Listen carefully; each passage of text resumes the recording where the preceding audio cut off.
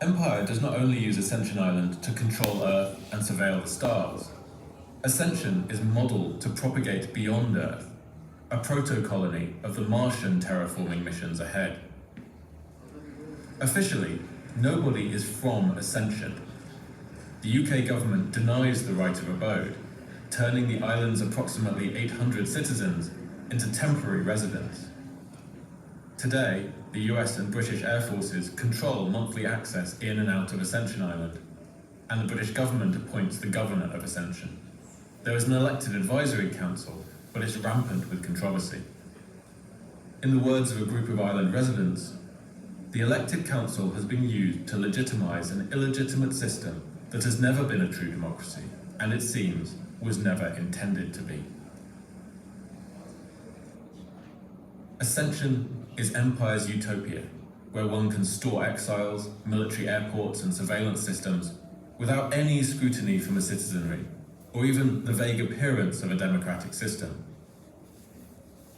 And so, we can recognise another seed that was planted in Ascension's volcanic rock, the seed of technofeudalism. For today, Ascension Island embodies a renewed colonial dream, proffered by tech entrepreneurs like Peter Thiel, Jeff Bezos and Elon Musk, which declares large parts of Earth and outer space to be terra nullius, nobody's land. Like Ascension Island, their imagined space colonies are sites of massive technological experimentation with no democratic oversight, where rights-bearing citizens are replaced by disposable workforces.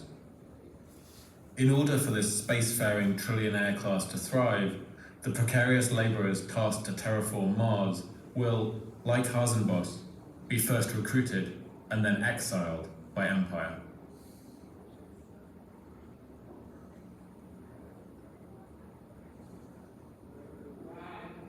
Many agents of Empire have compared Ascension to the Moon or to Mars when setting foot ashore, and over the years they have terraformed and technoformed the island into what they actually wanted the Moon and Mars to become: islands of Empire.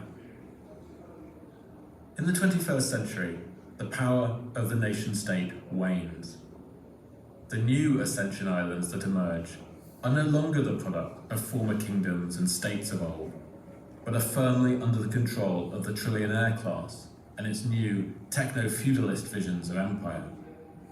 Their aim is more than declaring empire universal on Earth. They literally want to turn the universe into empire. Look not at Ascension Island as the past, for Ascension's history is our future.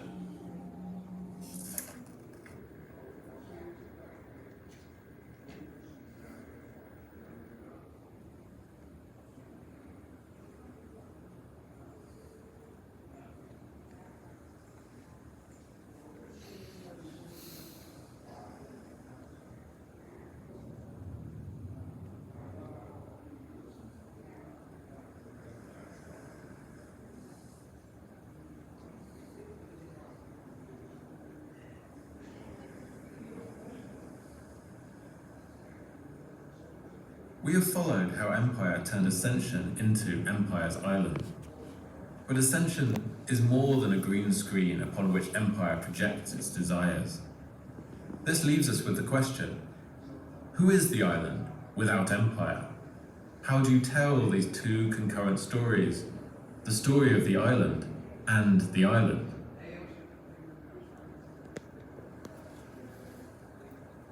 Over the centuries, many have claimed to discover Ascension Island. João de Nova encountered the island on March 20th, 1501, the day of the Feast of the Annunciation, and called it Ilha Concepción, the Island of the Conception. In 1503, Admiral Alfonso de Albuquerque meets the island on Ascension Day and names it Ilha Ascension, the Island of the Ascension. In truth, the island emerged from the ocean about 1 million years ago and formed the tip of an undersea volcano. From an Earth-time perspective, it is a young island. Before human settlement, its plant ecology included about 30 species in total, of which 2 grasses, 2 shrubs, and 6 ferns were native to the island. Its more numerous inhabitants were green turtles and birds that bonded with the island through nesting and fishing, among which were found the sooty tern and the sula. The sula are more widely known today as boobies, in reference to the Spanish slang word bobo, meaning stupid.